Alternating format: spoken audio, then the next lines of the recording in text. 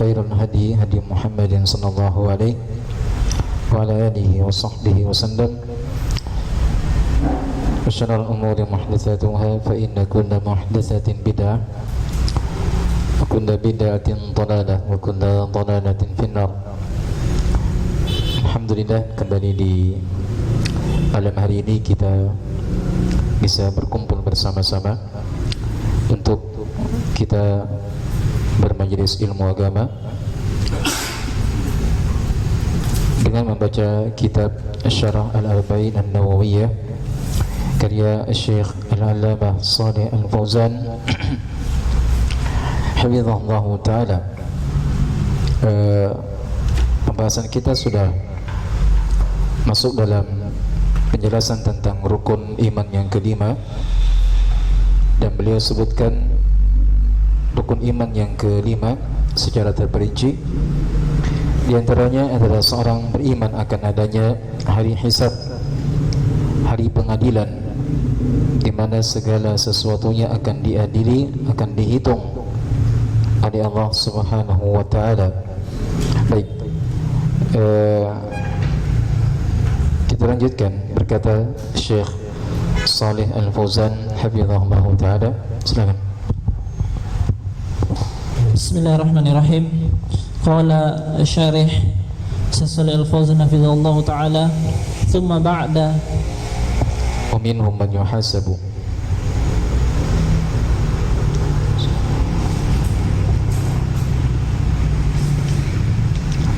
Halaman ke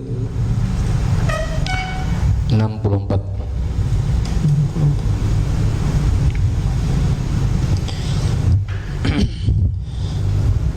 Wa minhum man yuhasabu hisaban yasiran wa huwa al-'abdu fasawfa yuhasabu hisaban yasira wa yanqalibu ila ahlihi masrura. Wa minhum man yunaqasu al-hisab man yunaqasu al-hisab. Qala sallallahu alaihi wasallam, man nuqishul hisaba udhiba.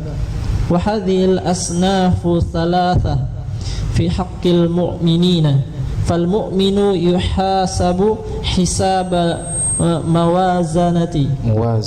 muwazanatin baina hasanatihi wa sayyiatihi. Ammal kafiru fala yuhasabu hisaba muwazanah li'annahu laysa lahu hasanat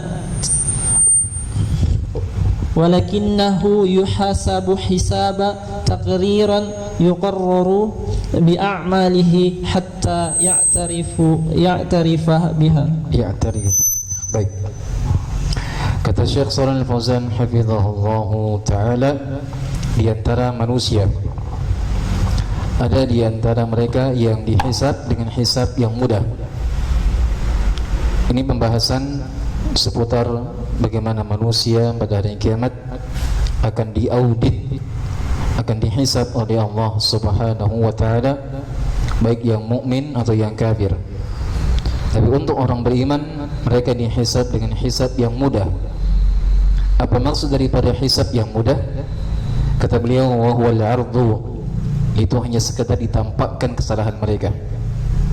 Setelah ditampakkan kesalahannya kepada orang beriman, dan Allah sembunyikan kesalahan tersebut dan tidak diperlihatkan kepada manusia yang lainnya. Maka terlihat dari sini bagaimana Allah Subhanahu wa taala memiliki rahmat yang sangat luas kepada orang beriman ketika di dunia dan juga ketika mereka di akhirat kelak.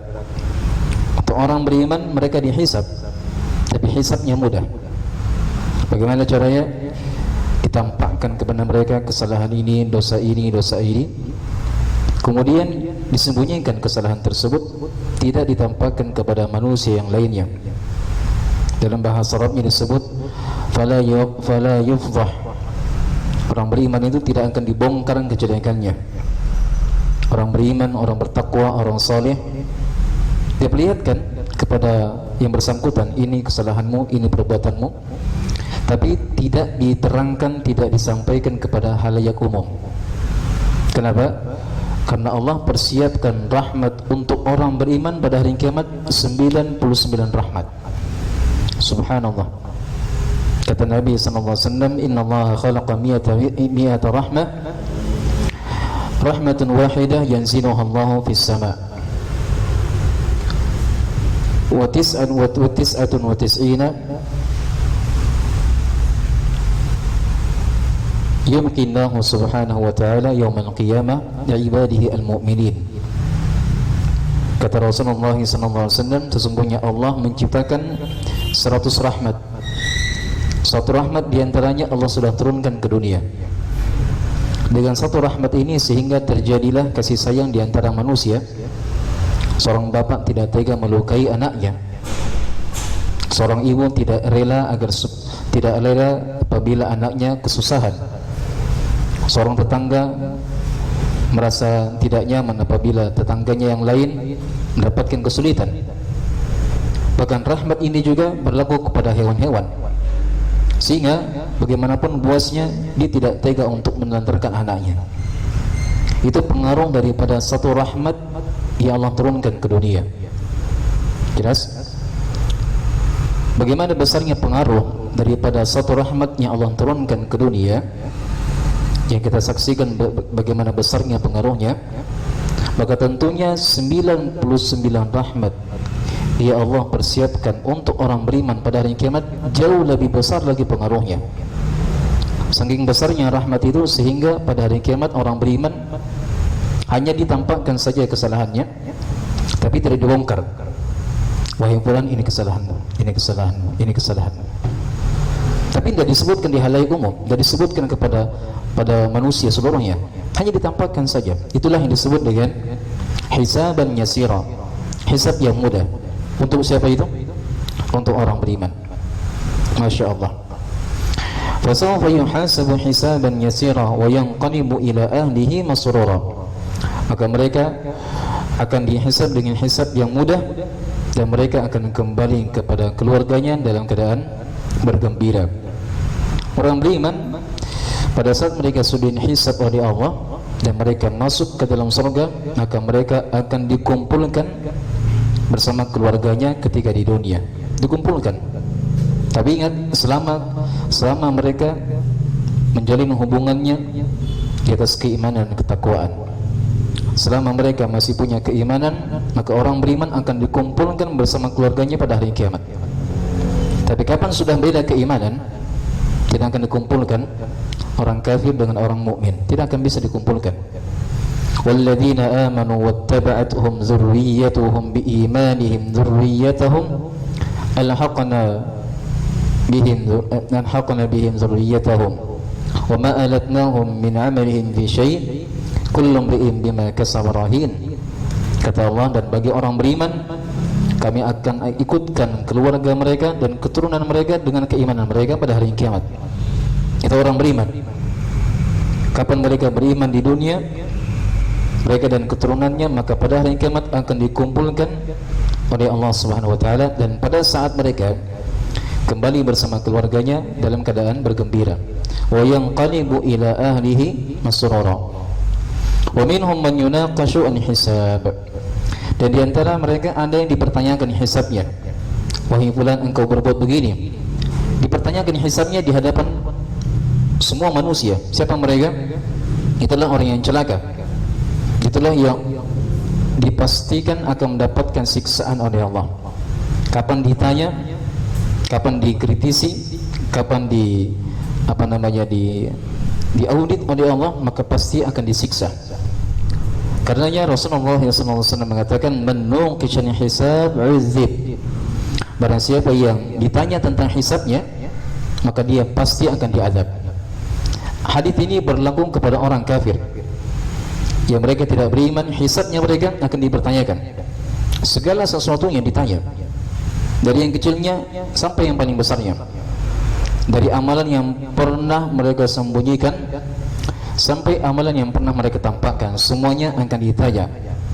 Wa hadhihi al-asnafu ats-tsalatsa fi haqqi al-mu'minina. Fal-mu'minu yuhasabu hisaba muwazanatin baina hasanatihi wa sayyi'atihi. Maka tiga kelompok ini itu hanya berlaku untuk orang beriman, di mana orang beriman itu akan dihisab dengan hisab yang ditimbang antara kebaikan dan kejelekannya. Adapun kafir, maka mereka tidak akan dihisab dengan hisab yang ditimbang antara kebaikan dan keburukannya. Jadi untuk orang beriman, mereka lah yang akan dihisab ditimbang kebaikan dan keburukannya. Kenapa? Karena hampir semua orang beriman memiliki kebaikan, memiliki keburukan, makanya ditimbang pada hari kiamat. Adapun orang kafir tidak akan dihisab. Kenapa? Karena tidak ada kebaikannya. Untuk apa dihisab? Jelas? Segala kebaikan yang pernah mereka kerjakan akan dibalas oleh Allah ketika di dunia. Segala kebaikan mereka berbakti sama orang tua, dibalas kebaikannya oleh Allah secara sempurna ketika di dunia. Mereka berkata jujur, mereka membantu orang beriman, mereka membantu orang yang membutuhkan, mereka bersedekah. Kebaikan mereka akan dibalas oleh Allah dengan sebaik-baik balasan. Kapan itu? Di dunia saja. Pada hari kiamat kelak, semua kebaikannya akan dihapuskan oleh Allah. Wa qadimna ila ma 'amilu min 'amalin faj'alnahu haba'an mansura. Kami perhadapkan amalannya orang kafir pada hari kiamat. Semua amalan mereka diperhadapkan. Mereka pernah berpuasa, mereka pernah membantu orang miskin, membantu tetangga, mereka pernah bersabar, mereka begini, diperhadapkan amalan mereka. Lantas kemudian kata Allah, faja'alnahu haba'an mansura. Kami jadikan amalan mereka bagaikan debu yang berterbangan, sirna semuanya. Kenapa? Karena keimanan mereka tercampur dengan kesyirikan, kekufuran. Na'udzubillah. Baik. Dan laysa lahu hasanat, karena orang kafir tidak punya kebaikan sama sekali. Iya. Walakinnahu yuhasabu hisab taqririn yuqarraru bi a'malihi hatta ya'tarifu biha. Baik, lanjut. Summa qala syarih, summa ba'da dhalikal mawazin fatuzanul a'mal al-hasanatu wa sayyi'at bimizanin haqiqiyyin lahu kifatan tuda'ul hasanatu fi kiffah wa sayyi'atu fi kiffah. Qala ta'ala faman thaqulat mawazinuhu faulaika humul muflihun wa man khaffat mawazinuhu faulaika alladhi khasiru anfusahum faulaika alladhina khasiru anfusahum fi jahannam khalidun. Fa amma man thaqulat mawazinuhu fahuwa fi 'ishatir radiyah wa amma man khaffat mawazinuhu fa ummuhu hawiyah. Baik. Summa ba'da dzalik, setelah adanya hisab, maka akan ada yang namanya timbangan, ditimbang semua amalannya manusia. Tapi kalau kita melihat kalimat yang disebutkan oleh penulis, beliau membahasakan timbangan ini dengan kalimat al-mawazin, timbangan-timbangan, menunjukkan bahwasanya beliau menguatkan pendapat satu dari pendapat para ulama. Dan memang pada dasarnya untuk pembahasan timbangan pada hari kiamat terjadi sedang pendapat di kalangan para ulama, seperti disebutkan oleh Syekh Muhammad bin Shalih Al-Utsaimin rahimahullahu taala dalam syarahnya Lum'atul I'tiqad. Beliau sebutkan ada 3 pendapat di kalangan para ulama terkait dengan jumlah timbangan pada hari kiamat. Ada yang mengatakan timbangan pada hari kiamat itu banyak seperti banyaknya umat-umat terdahulu. Dimaklumi bersama bahwa timbangan atau jumlah umat dari yang pernah ada itu ada 70 umat, dan kita adalah umat yang paling terakhir. Iya. Ini satu pendapat di kalangan para ulama. Mereka mengatakan setiap umat memiliki timbangan tersendiri. Umatnya Nabi Ibrahim ada timbangannya, umatnya Nabi Musa ada timbangannya tersendiri, umatnya Nabi Nuh ada timbangannya tersendiri. Satu pendapat. Pendapat yang kedua, ada yang mengatakan bahwa timbangan itu setiap manusia memiliki timbangan tersendiri. Jelas? Setiap manusia memiliki timbangan tersendiri, artinya tidak perlu ngantri. Setiap manusia akan ditimbang dengan timbangannya masing-masing. Baik. Kemudian pendapat yang ketiga, wallahu a'lam bishawab, ini yang saya kuatkan, bahwa mizan timbangan pada hari kiamat itu cuma satu berdasarkan lafaz-lafaz hadis yang disebutkan oleh Nabi sallallahu alaihi wasallam. Hampir kebanyakan hadis ketika beliau menyebutkan tentang timbangan, maka beliau menggunakan bahasa mufrad tunggal. Seperti hadis yang pertama, Nabi mengatakan, "Ma min syai'in athqalu fi mizanin mu'min yaumal qiyamah min husnil khuluq." Tidak ada amalan yang paling memberatkan timbangan. Bahasanya mizan yang bermakna tunggal mufrad dalam bahasa Arab. Jelas? Kata beliau, tidak ada amalan yang paling memberatkan timbangan seorang mukmin pada hari kiamat seperti akhlak yang mulia. Yang kedua, Rasulullah SAW mengatakan dalam hadis Abu Hurairah riwayat Bukhari Muslim, kalimatani khafifatani 'ala al-lisani thaqilatani fil mizan habibatani ila rahman. Dua kalimat yang sangat mudah diucapkan di lisan, sangat berat di timbangan. Lagi-lagi beliau mengatakan timbangan dengan bahasa mufrad tunggal. Dan dua kalimat ini kata beliau sangat dicintai oleh Allah. Apa dua kalimat itu? Subhanakallahumma bihamdih, subhanallahil azim, subhanallahi wa bihamdih, subhanallahil azim. Hadis yang ketiga, beliau sallallahu alaihi wasallam mengatakan, alhamdulillahi tamla'ul mizan wa subhanallahi walhamdulillahi tamla'u atau tamla'ani ma bainas sama'i wal ard. Kata beliau, ucapan alhamdulillah pahalanya memberatkan timbangan pada hari kiamat. Lagi-lagi beliau katakan tamla'ul mizan, akan memberatkan timbangan, dengan bahasa mufrad dan tunggal. Maka dari hadis yang telah kita sampaikan, para ulama mengatakan bahwa timbangan pada hari kiamat itu jumlahnya cuma satu. Berarti berdasarkan pendapat yang terakhir ini, maka manusia pada hari kiamat akan mengantri, dan sangat lama antrian mereka. Karena untuk satu orang saja akan dihisab, akan lama timbangannya, lama sekali. Jelas ya? Semua kebaikan keburukannya ditimbang, akan dihisab. Berarti manusia di hari kiamat kelak mereka akan mengantri dengan waktu yang sangat panjang. Waktu yang sangat panjang, tidak ada yang mengetahuinya kecuali Allah. Jelas? Baik. Ala kulli hal, pendapat yang paling moderatnya seperti yang disebutkan oleh Syekh Muhammad bin Shalih Al-Utsaimin rahimahullahu taala, bahwa ada kemungkinan bahwa timbangan itu bisa banyak sesuai banyaknya jumlah umat-umat terdahulu, dan terkadang juga mungkin timbangan cuma satu. Karena kalau kita melihat lafaz-lafaz yang digunakan dalam Al-Quran, Allah hanya sebutkan dengan lafaz jamak. Seperti di sini kata Allah Subhanahu wa taala, faman thaqulat mawazinuhu, barang siapa yang berat timbangannya. Beda ya, kalau hadis disebutkan dengan makna tunggal, dalam ayat disebutkan dalam makna jamak. Jelas? Kata Allah, barang siapa yang berat timbangannya, maka mereka lah yang akan beruntung. Wa man khaffat mawazinuhu fa ulaika alladziina khasiru anfusahum fi jahannam khalidun. Barang siapa yang ringan timbangannya, maka mereka itulah yang akan rugi diri mereka sendiri, dan mereka akan masuk ke dalam neraka jahannam kekal abadi. Ayat berikutnya Allah mengatakan, wa man thaqulat mawazinuhu fa huwa fi 'ishatir radiyah. Barang siapa yang berat timbangannya, maka dia akan mendapatkan kehidupan yang diridhai oleh Allah pada hari kiamat. Wa amma man khaffat mawazinuhu fa ummuhu hawiyah. Barang siapa yang ringan timbangannya, perhatikan mawazin adalah jamak. Barang siapa yang ringan timbangannya, maka tempat kembalinya adalah neraka hawiyah. Baik. Disebutkan oleh penulis, "Tsumma ba'da dzalika al-mawazin." Kemudian setelah hisab akan ada timbangan. Baik. Apa manfaat seorang mengetahui bahwa hari kiamat ada fase yang disebut dengan adanya timbangan?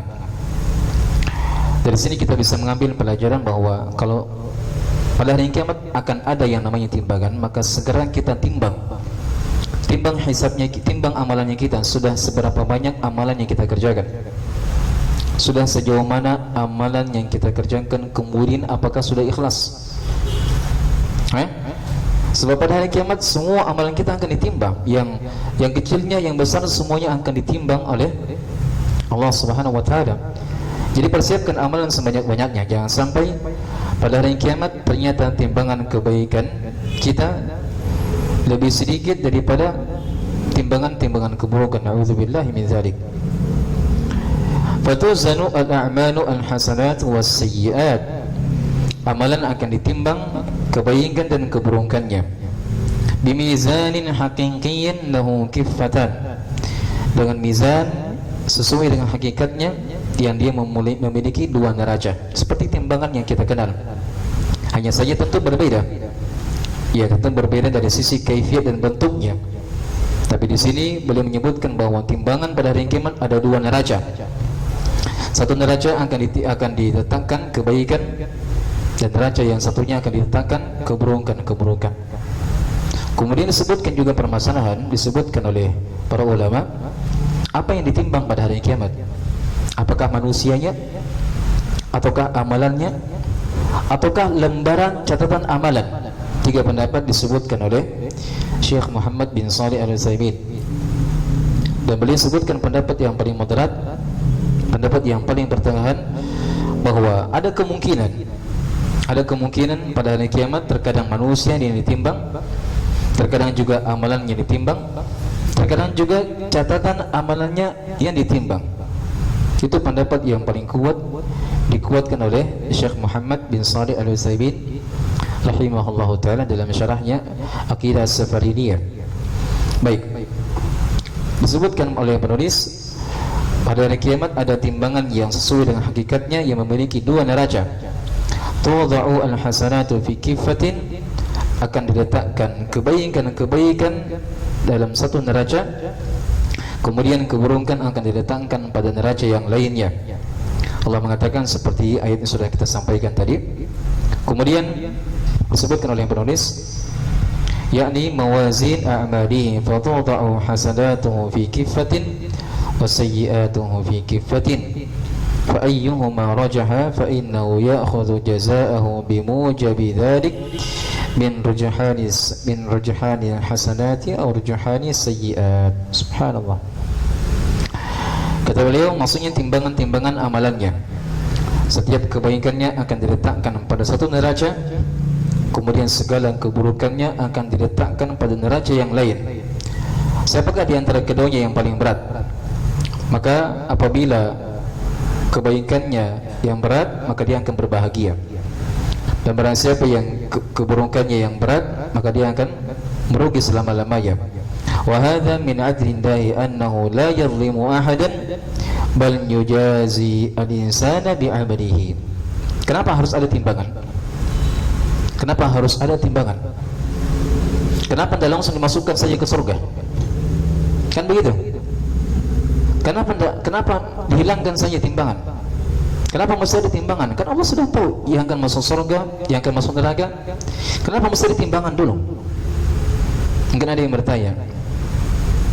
Yang dari hikmahnya disebutkan oleh para ulama, adanya timbangan pada hari kiamat agar supaya orang beriman ketika mereka masuk ke dalam surga, mereka sadar bahwa masuknya mereka ke dalam surga bukan karena amalannya, tapi murni karena rahmat Allah Subhanahu wa taala. Karena kebaikan mereka sangat kecil. Amalan kita ini sangat kecil, belum pantas memasukkan kita ke dalam surga. Paham di sini? Kemudian yang kedua, di antara hikmahnya agar supaya orang-orang yang masuk ke dalam neraka, mereka tidak merasa dizalimi oleh Allah. Mereka tidak merasa dizalimi karena sudah ada timbangan. Kalian melihat sendiri timbangan kalian. Setelah kalian melihat timbangan kalian ternyata keburukannya jauh lebih berat, maka pantas kalian masuk ke dalam neraka. Itu maksudnya. Paham ya? Itu di antara hikmah yang disebutkan oleh para ulama dalam syarah Aqidah Lamiyah oleh Al-Imam Al-Mawardi rahimahullah ta'ala. Itu di antara hikmah yang disebutkan oleh para ulama. Kenapa harus ada timbangan pada hari kiamat? Kenapa manusia tidak langsung dimasukkan ke dalam surga? Kenapa manusia dimasukkan ke dalam neraka? Di antara hikmahnya juga di sini disebutkan oleh penulis, adanya timbangan ini supaya menampakkan kepada manusia akan keadilan Allah. Pada hari kiamat Allah akan tampakkan keadilannya dengan cara adanya timbangan, supaya nampak jelas kepada orang beriman, kepada orang kafir akan keadilan Allah. Allah akan balas kebaikan orang beriman sesuai dengan kebaikannya, bahkan dilipat gandakan. Dan Allah akan balas keburukannya orang kafir sesuai dengan perbuatan mereka. Man jaa bin hasanati falahu asyru amthaliha wa man jaa bis sayyi'ati fala yujzal ladzina 'amilus sayyi'at illa ma kanu ya'malun. Iya. Baik.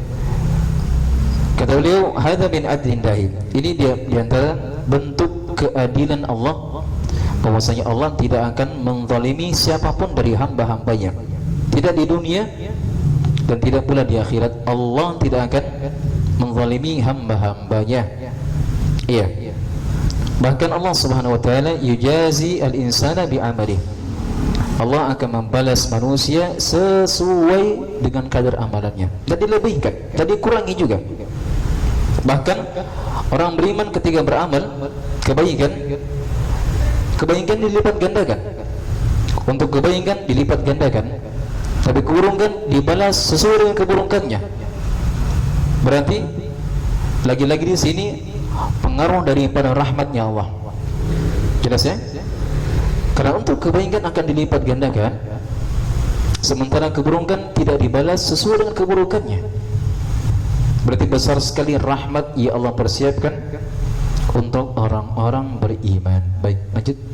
ثم قال الشارح حفظه الله تعالى وهو ميزان حقيقي والمعتزلة يقولون إنه ميزان غير حقيقي وإنما معناه إقامة العدل فهو ميزان معنوي معناه العدل بين العباد وليس لهم دليل إلا عقولهم فهم ينكرونه لأنهم لم يروا الميزان وهم لا يؤمنون بالغيب وهذه آفات الاعتماد على العقول. ما شاء الله. وهو ميزان حقيقي. Dan timbangan ini adalah timbangan yang hakikatnya, sesuai dengan hakikatnya. Kenapa beliau sebutkan kalimat seperti ini? Sebagai bentuk bantahan kepada sebagian kelompok sebagian kelompok dari kaum muslimin, di antaranya al-Mu'tazilah, yang mereka mengingkari akan adanya timbangan. Kata mereka bukan timbangan sesuai dengan hakikatnya pada hari kiamat, tapi timbangan secara maknawi. Timbangan tidak ada, kata mereka. Tapi apa maksud daripada timbangan menurut mereka? Timbangan menurut mereka adalah Allah akan tampakkan keadilan di antara hamba-hambanya. Itu maksud mereka. Mereka tidak beranggapan bahwa akan ada timbangan. Timbangan tersebut memiliki dua neraca. Mereka ingkari itu. Apa dasarnya mereka mengingkari adanya timbangan? Dasarnya mereka karena akalnya tidak sampai, katanya. Makanya dari sini terlihat betapa jeleknya seorang untuk menyamakan antara urusan dunia dengan urusan akhirat. Tidak akan sama. Jangan kita analogikan urusan dunia dengan urusan akhirat, tidak akan sama. Iya. Urusan akhirat jauh berbeda dan tidak bisa digunakan akal di situ. Untuk urusan akhirat kita hanya andalkan as-sam' wa ta'ah, mendengar dan taat saja, itu saja ya. Untuk urusan akhirat jangan disamakan, sebab jauh berbeda kondisinya. Jelas ya? Jauh berbeda. Bagaimanapun kita membayangkan tentang timbangan tersebut, itu pasti akan di luar dari apa yang kita sangkakan. Ini menurut daripada al-Mu'tazilah yang mereka mengingkari akan adanya timbangan. Yaquluna innahu mizanun ghairu haqiqiyyin. Mereka mengucapkan bahwa timbangan ini ghairu haqiqiyyin, tidak sebagaimana mestinya. Wa inna ma ma'nahu iqamatul 'adli. Hanya saja, kata mereka, makna daripada timbangan adalah Allah akan menampakkan keadilan. Allah akan tegakkan keadilan. Fa huwa mizanun ma'nawiyyun. Dan inilah, kata mereka, yang disebut dengan mizan, timbangan secara maknawi. Iya. Tadi terbantahkan ucapan mereka dan keyakinan mereka, sebab sangat banyak sekali dari ayat dan hadis yang telah kita bacakan yang menegaskan bahwasanya pada hari kiamat ada yang namanya timbangan. Iya. Baik. Walaysa lahum dalilun illa uquluhum, dan untuk mereka al-Mu'tazilah ini, mereka tidak punya dasar kecuali akal-akal mereka. Dan akal mereka ini sudah rusak. Kenapa rusak akalnya mereka? Karena mereka sudah terkontaminasi dengan pemikiran filsafat.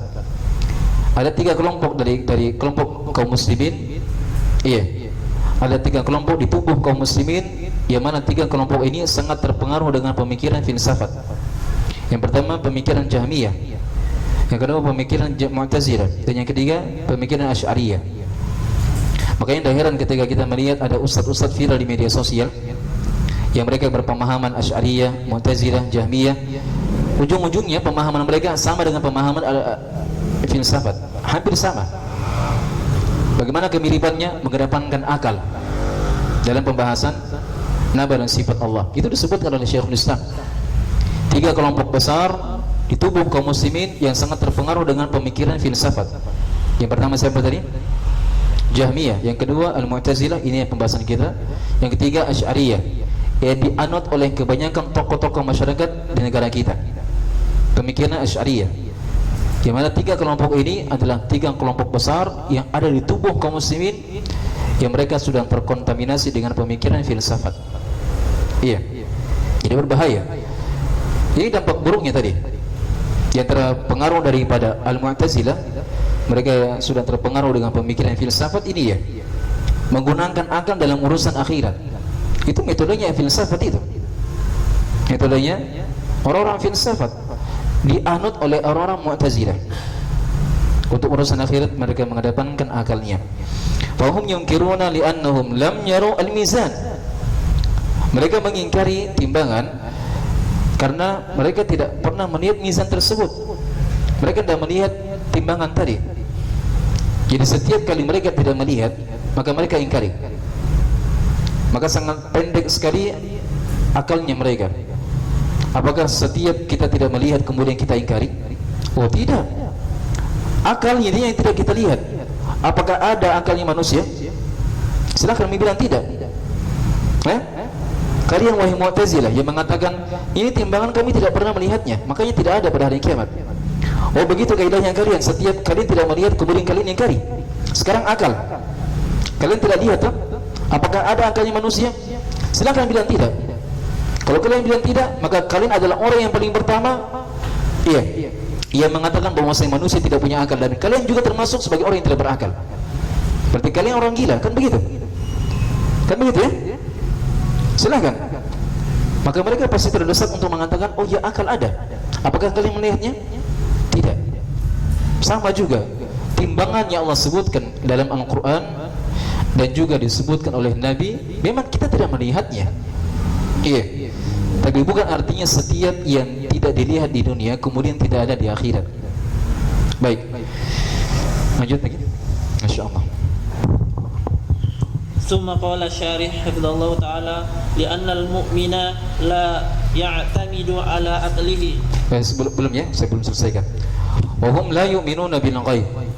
Dan Al-Mu'tazilah ini mereka tidak beriman kepada perkara ghaib. Wa hadhihi afatu al-i'timadi 'ala al-uqul. Dan ini dampak buruk, efek samping daripada seorang bersandar kepada akalnya. Untuk urusan agama, urusan akhirat, itu jangan seorang mengandalkan akalnya. Apalagi dalam pembahasan nama dan sifat Allah Subhanahu wa taala, jangan kedepankan akal. Akal kita itu sangat sempit dan sangat kecil untuk berpikir tentang kehidupan akhirat, tentang nama dan sifat Allah Subhanahu wa taala. Akal kita sangat terbatas. Yang terletak di kepala manusia itu kan sangat-sangat kecil. Maka akal yang sangat kecil ini tidak bisa membayangkan tentang kehidupan akhirat, tidak akan bisa. Maka kalau kita sudah tahu bahwa akalnya manusia sangat terbatas, iya, maka tidak ada jalan ketika disebutkan tentang pembahasan kehidupan akhirat kecuali seorang hanya beriman saja. Tidak ada jalan lain. Cuma itu saja. Disebutkan tentang sifat Allah, sudah. Akal tidak bisa sampai untuk mencernanya. Sudah, imannya saja bahwa Allah memiliki sifat ini, sifat ini, sifat ini. Jangan dibenturkan dengan akalnya kita. Jangan dibenturkan. Paham ya? Baik, ini diantara dampak buruk seorang bersandar kepada akal. Lanjut.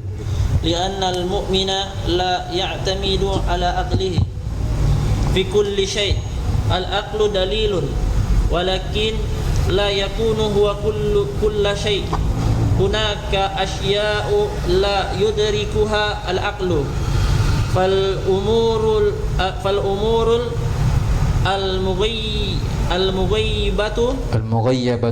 al-mughayyabatu la yudrikuha al-aqla. Al-aqlu sebagai apa? Fa'il dari Fa'il yudrik. Ahsan. Fala tuhakkim aqlaka fiha. Baik, yang terakhir sebelum kita break sejenak untuk melangsungkan salat Isya, kata penulis hafizahullah taala, seorang beriman itu tidak pantas untuk bersandar kepada akalnya. Itu cirinya orang beriman. Tidak akan pernah didapatkan orang beriman mereka bersandar pada akalnya.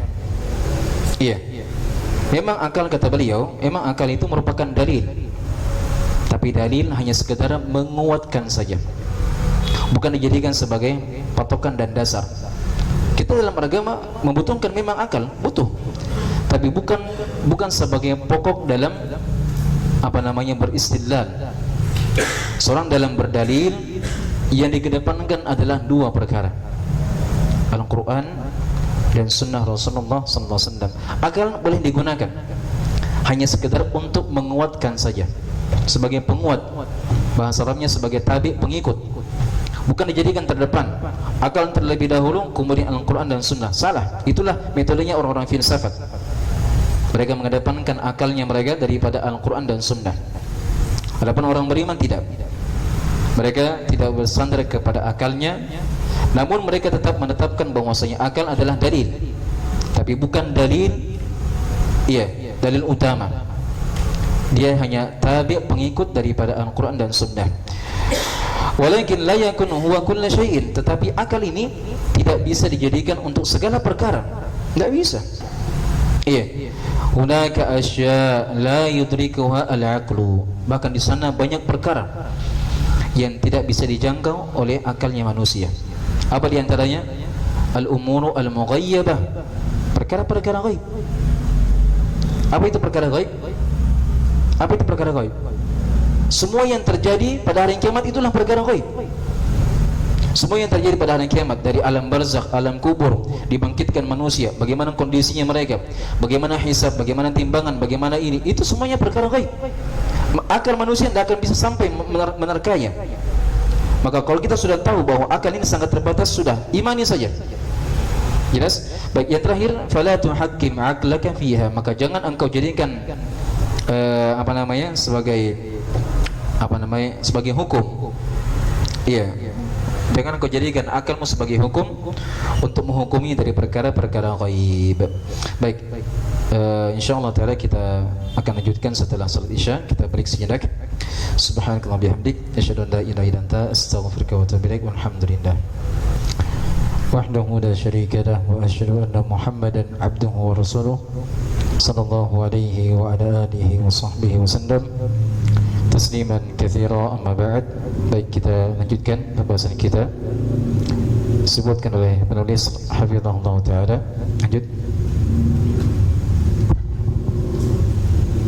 Summa qala syarih hafizahullah taala wa inna ma yu'tamadu fiha 'ala ad-dalil faqat fa hadha wajhu inkarihim lahu wa 'ala madhhabihim al-batil anna alladhi la yushahidunahu wa la yarawnahu annahum yunkirunahu aw yu'awwilunahu bighairi ma'nahu fahum la yunkiruna lafdhal mizan li'annahu warada fil Qur'an wal waznu yawma idil haqq faman saqulat mawazinuhu faulaika humul muflihun wa man khafat mawazinuhu faulaika alladhina khasiru anfusahum bima kanu biayatina yadhlimun.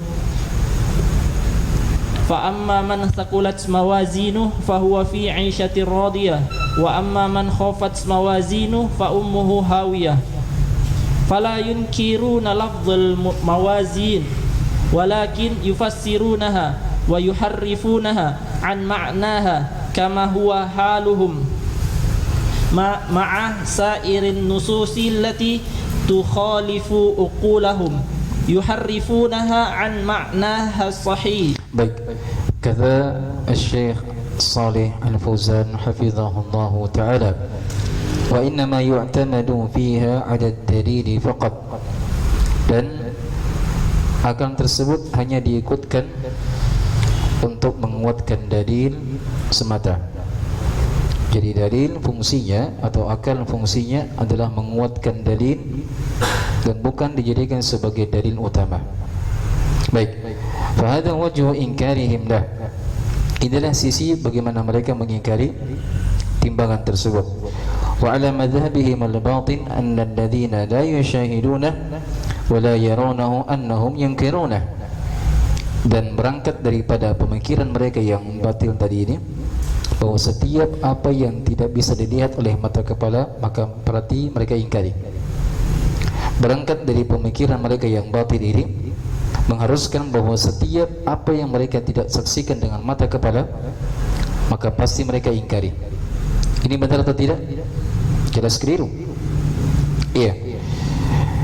Aw yu'awwilunahu bighairi ma'nahum, atau mereka mentakwil sesuatu kepada makna yang batil. Ini mereka gunakan dalam pembahasan nama dan sifat Allah, di mana di antara mazhab dan pemikiran Al-Mu'tazilah mereka mentakwil sifat-sifat Allah Subhanahu wa taala. Tangan, kata mereka, bukan tangan. Terus apa maknanya? Maknanya nikmat. Turun ke langit dunia, kata mereka, bukan turun ke langit dunia. Tapi apa maknanya? Rahmatnya Allah yang turun. Nah, lagi-lagi mereka mengedepankan akal mereka. Bagaimana caranya Allah mau turun ke langit dunia sementara Allah yang paling besar? Maka tidak mungkin Allah yang paling besar kemudian turun ke langit dunia. Disinilah rusaknya pemikiran mereka yang mengedepankan akal. Mana yang lebih pintar? Kalian apakah Nabi Muhammad? Rasulullah yang mengkabarkan bahwasanya Allah turun ke langit dunia. Sudah, kalau seandainya akal kita tidak bisa sampai mencernanya, imani saja. Karena beliau yang paling tahu tentang Allah daripada makhluk yang lain. Yanzilu rabbuna ila sama'i dunya hina yabqa thulutsan lailil akhir. Sesungguhnya Allah turun ke langit dunia. Bahasanya jelas, gamblang dan terang. Datanglah sebagian ahli Mu'tazilah mengatakan bukan Allah yang turun, tapi siapa?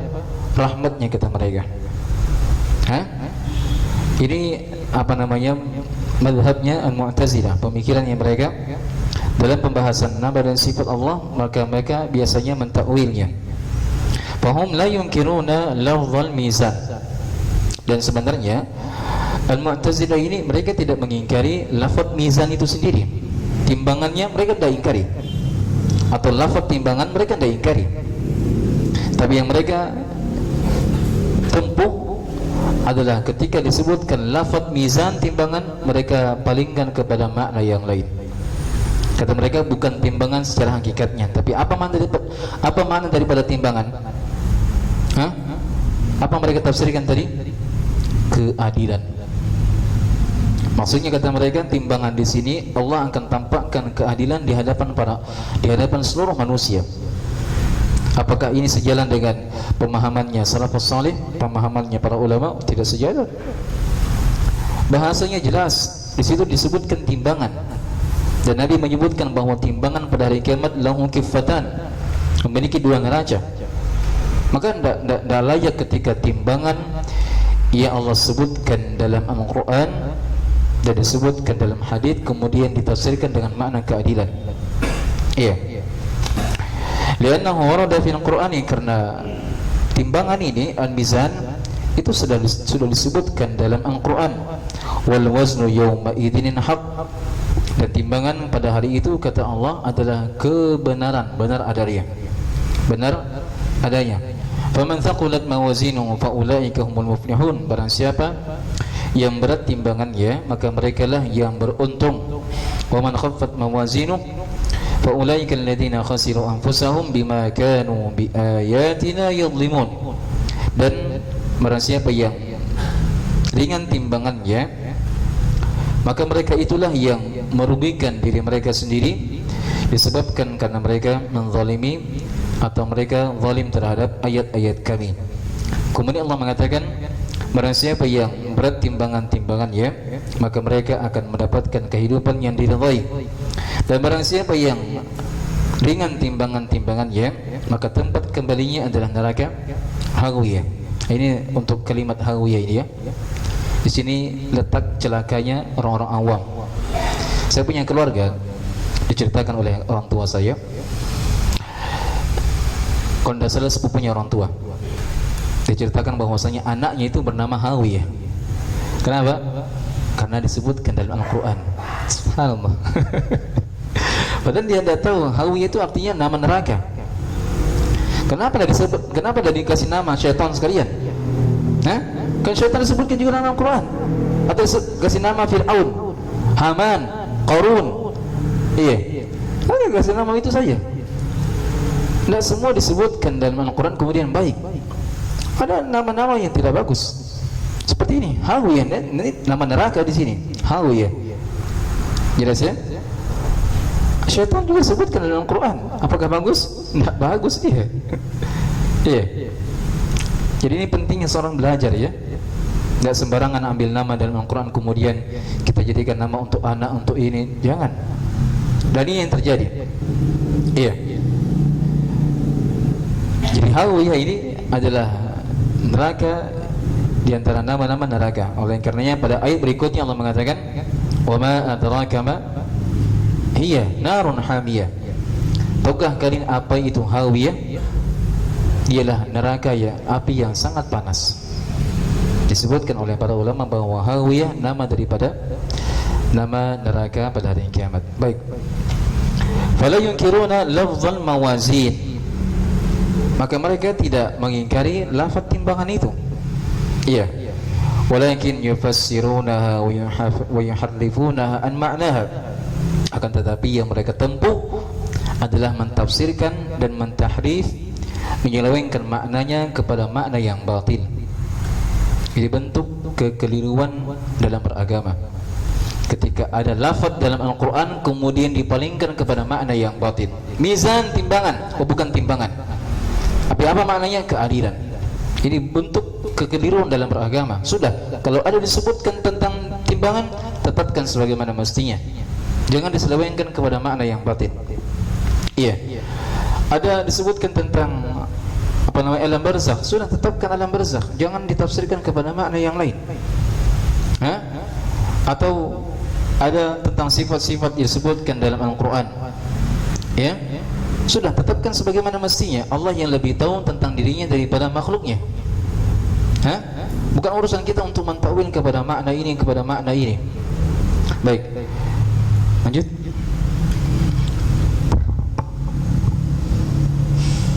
ثم قال الشارح حفظه الله تعالى أما أهل الحق فإنهم يؤمنون بها على حقيقتها ويكلون كيفيتها إلى الله جل وعلا. Adapun orang beriman ahlul haqqi, orang yang benar, orang beriman yang benar keimanannya, yang benar pemikirannya, maka mereka beriman tentang mizan, tentang timbangan sesuai sebagaimana mestinya. Mereka imani sebagaimana mestinya. Wa yakiluna kaifiyataha, dan mereka serahkan bentuk dan kaifiatnya kepada siapa? Allah. Jadi orang beriman mengimani akan adanya timbangan, tapi untuk urusan bentuknya, kaifiatnya, orang beriman mereka serahkan kepada Allah Subhanahu wa taala. Karena orang beriman kita ini tidak pernah dikhabarkan oleh Allah tentang bentuk timbangan tersebut. Pernah disebutkan bentuknya? Tidak.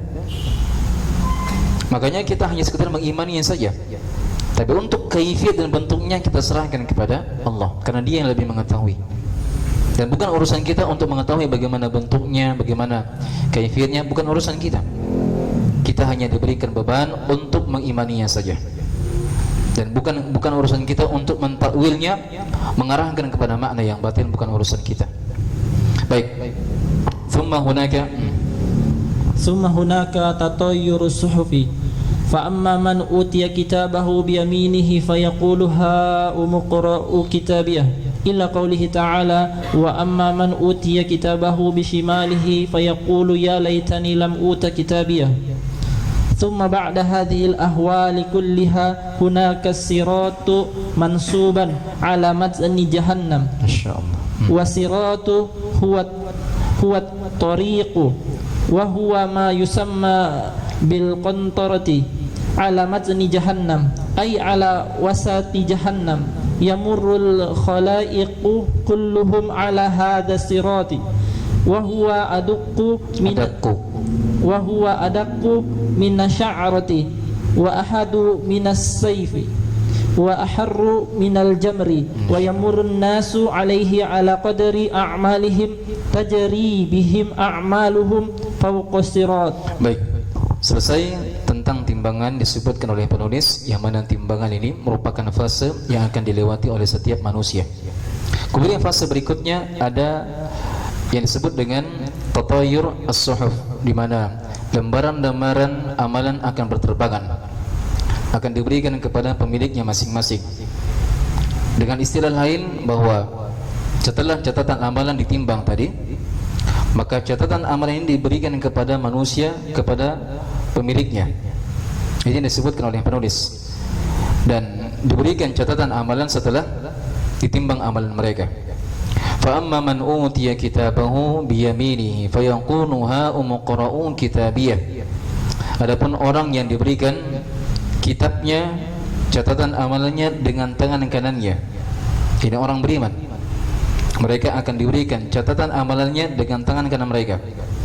Fayanqulu ha umqra'u kitabiyah, maka mereka akan mengatakan, inilah kitab saya, silakan kalian baca.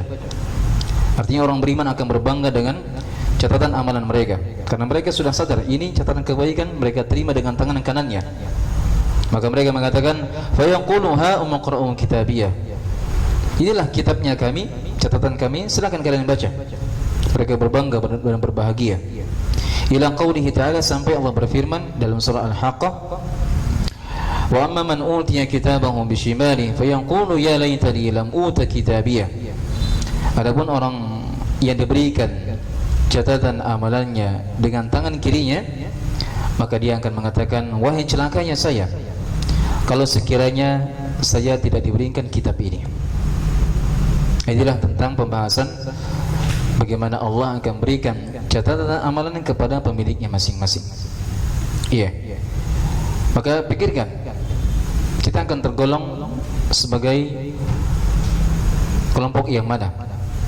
Apakah kelompok yang menerima catatan amalan dengan tangan kanan, ataukah kelompok manusia yang menerima catatan amalan dengan tangan kiri? Na'udzubillah. Sebab ini maksud daripada pembahasan, bagaimana kita mempersiapkan dan memikirkan diri kita. Kalau hanya sekedar diketahui, oh ada manusia akan menerima catatan amalan dengan tangan kanan, kemudian tidak dipikirkan, percuma. Paham di sini? Itu maksud daripada seorang belajar tentang kehidupan akhirat, bagaimana dia persiapkan dirinya, dia pikirkan dirinya, dia pikirkan nasibnya, dia pikirkan nasib orang tuanya, nasib keluarganya, nasib anaknya, dia pikirkan semuanya, sehingga melahirkan keimanan, sehingga meningkatkan kualitas ketakwaan, sehingga memunculkan rasa takut kepada Allah, sehingga memunculkan bersemangat dalam kebaikan. Itu manfaat terbesar. Paham di sini? Baik. Summa ba'da hadhil ahwal, setelah diberikan catatan amalan kepada pemiliknya masing-masing, setelah kengerian ini, ahwal artinya kengerian, kedahsyatan. Jadi semua fase dalam kehidupan akhirat itu adalah perkara yang sangat mengerikan. Yang paling mengerikannya adalah alam barzakh. Itu yang paling mengerikan, alam barzakh, alam kubur. Yang seperti sudah kita sebutkan, bagaimana Nabi sallallahu alaihi wasallam mengatakan, inna hadhil qubur awwalu manazilil akhirah. Sesungguhnya alam kubur adalah jenjang pertama dari jenjang akhirat.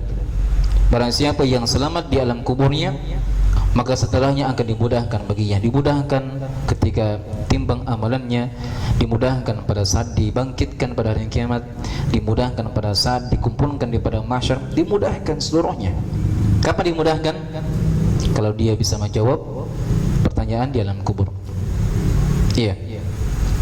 Kata beliau, setelah kengerian ini seluruhnya akan ada yang namanya as-sirat jembatan yang akan dibentangkan di atas punggung neraka. Ini yang paling dahsyatnya juga ini. Ini yang paling dahsyatnya. Saking dahsyatnya, setiap nabi dan rasul, setiap mereka melihat umat yang akan melewati jembatan, maka nabi pun, setiap nabi dan rasul akan berdoa kepada Allah, Allahumma sallim sallim. Ya Allah, selamatkan, selamatkan, selamatkan.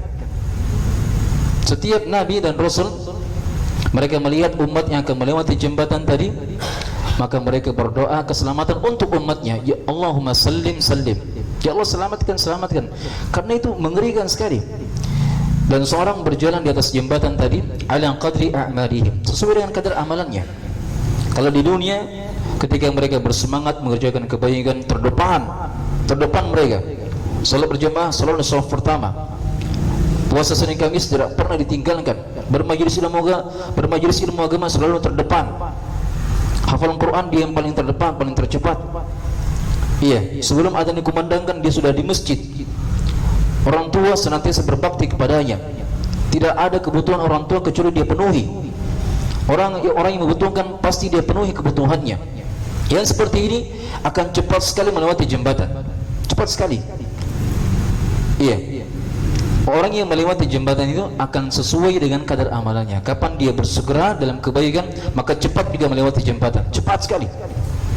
Tinggal lihat diri kita, sejauh mana kita melakukan amalan. Apakah termasuk orang yang lambat ataukah orang yang bersegera? Kapan kita lambat, maka kita pun pada saat melewati jembatan akan lambat juga, akan tertatih-tatih. Bagus kalau tertatih-tatih, tidak bisa sampai ke surga. Tapi yang paling bahaya tertatih-tatih, kemudian jatuh ke dalam neraka jahanam. Sebab jembatan itu dibentangkan di atas punggung neraka. Siapa yang jatuh pasti neraka. Kapan jatuh? Maka pasti neraka. Kapan bisa melewati? Maka surga ujungnya. Jadi ini yang paling genting. Iya. Yang sebenarnya semua fase dalam kehidupan akhirat semuanya genting, semuanya perkara yang sangat dahsyat. Tapi ada yang paling dahsyatnya, itulah as-sirat, jembatan. Yang paling parahnya bahwa jembatan ini disebutkan oleh Nabi, adaqqu minasya'rati wa ahaddu minas-sayf. Jembatan yang dibentangkan di atas punggung neraka itu lebih halus daripada rambut, lebih tajam daripada pedang. Lebih halus daripada rambut. Coba antum ambil rambutnya antum, sangat halus sekali. Maka jembatan pada hari kiamat itu lebih halus lagi. Bisa antum bayangkan dengan akalnya antum? Tak bisa. Sudah, kalau seandainya kita mengakui bahwa akal ini terbatas dan tidak bisa membayangkan akan bagaimana kecilnya timbangan pada hari kiamat, sudah imani saja. Jangan dibagaimanakan, jangan ditakwil, jangan begini, jangan. Sudah imani saja. Dan kita sadari bahwasanya akalnya kita sangat lemah dan terbatas. Iya. Dia sangat halus daripada rambut dan lebih tajam daripada pedang. Wa aharru minal jamri, dan lebih panas daripada bara api. La haula wala quwwata illa billah. Sudah kecil, tajam, panas lagi.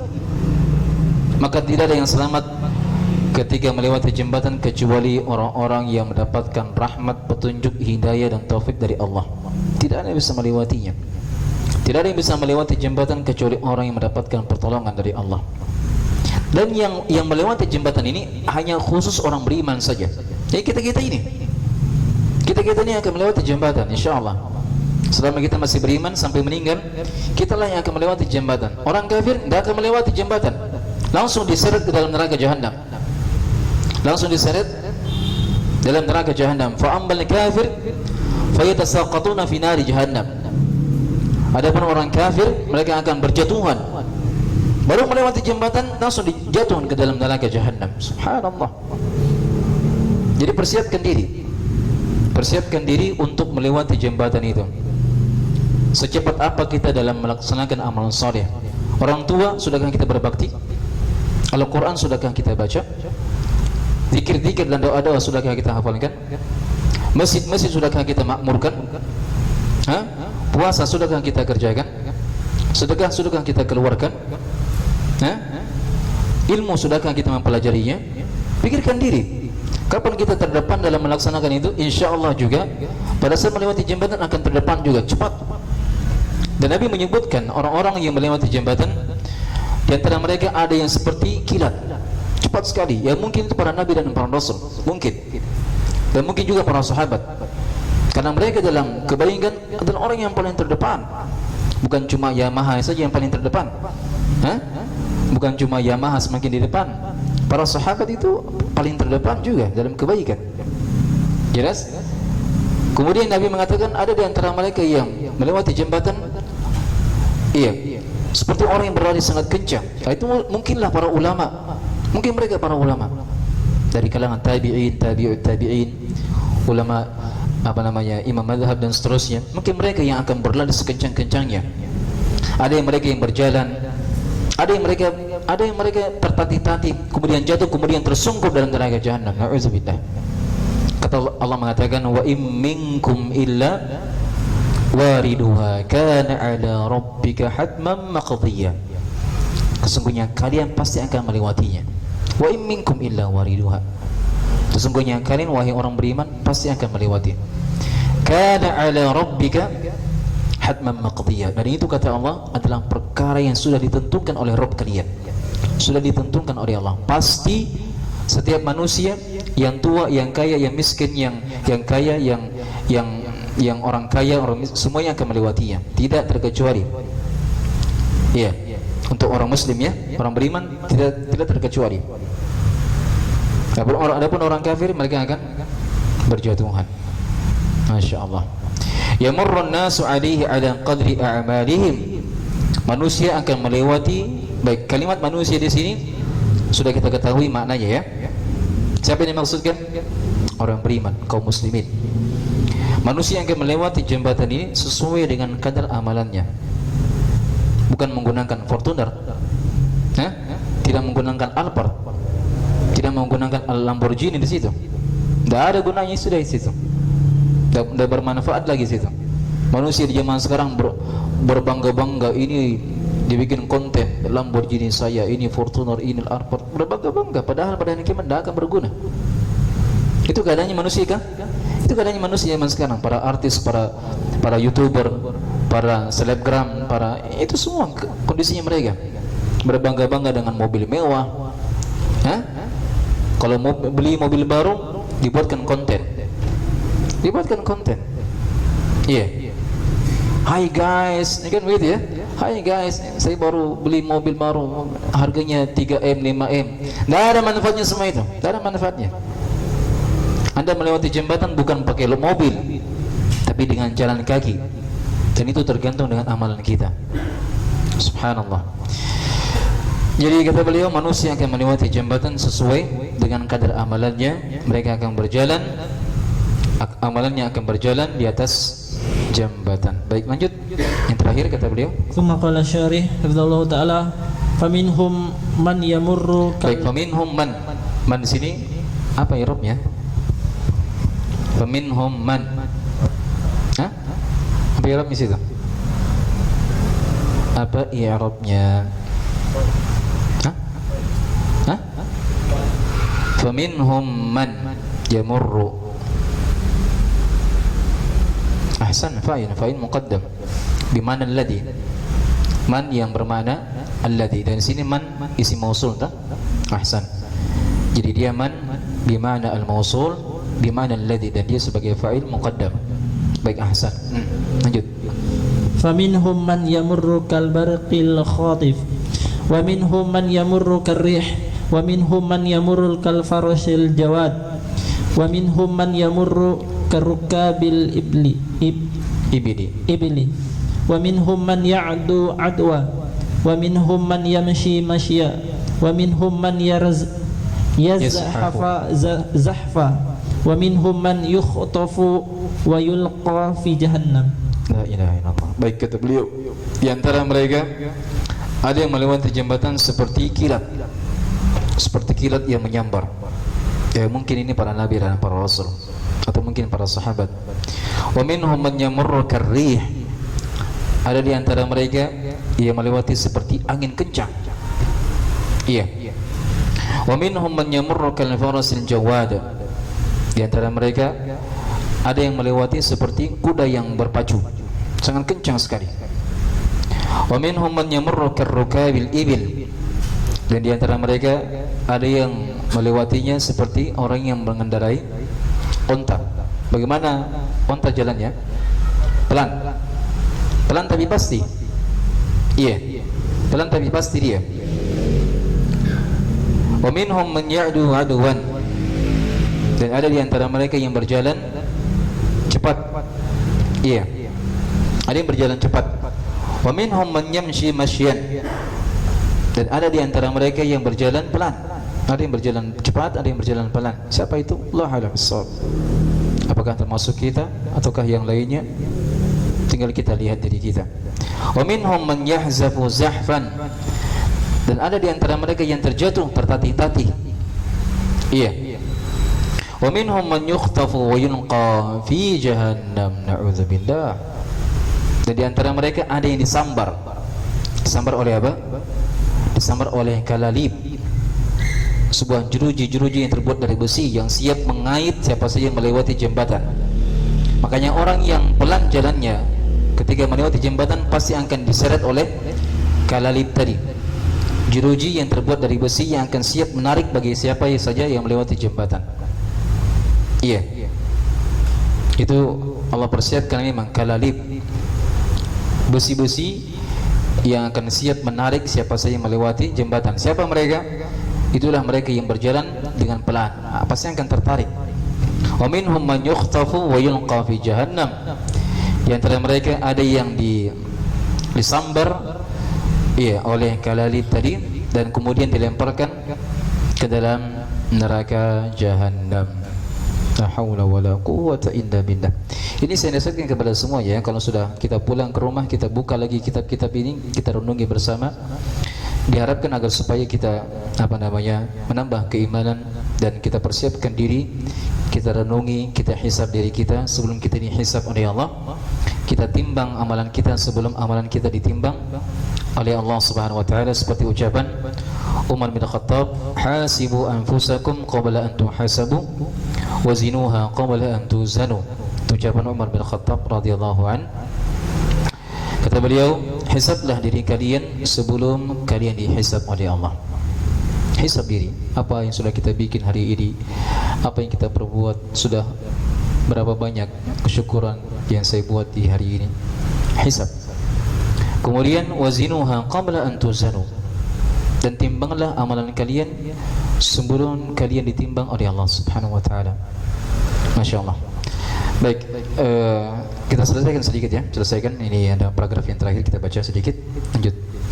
ثم قال الشارح حفظه الله تعالى وهذا مذكور في القرآن قال تعالى فوربك لنحشرنهم وشياطين ثم لنحضرنهم حول جهنم جثيا ثم لنزعن من كل شيعة أيهم أشد على الرحمن عتيا ثم لنحن أعلم بالذين هم أولى بها سليا وإن منكم إلا واردها كل الناس يريدون جهنم وإن منكم إلا واردها كان على ربك حتما مقضيا ثم ننجي الذين اتقوا ونذر الظالمين فيها جثيا فإذا تجاوزوا الصراط أوقفوا للقصاص يقتص لبعضهم من بعد فإذا حذبوا ونقوا أذن لهم في دخول الجنة. Masya Allah. Jadi apakah setelah seorang melewati jembatan sudah selesai urusan? Apakah setelah seorang sudah melewati jembatan selesai urusan? Oh, belum selesai. Belum selesai, masih ada perjalanan lagi. Jadi banyak perjalanan, panjang perjalanan kita di akhirat. Tidak seperti perjalanan kita ketika di dunia.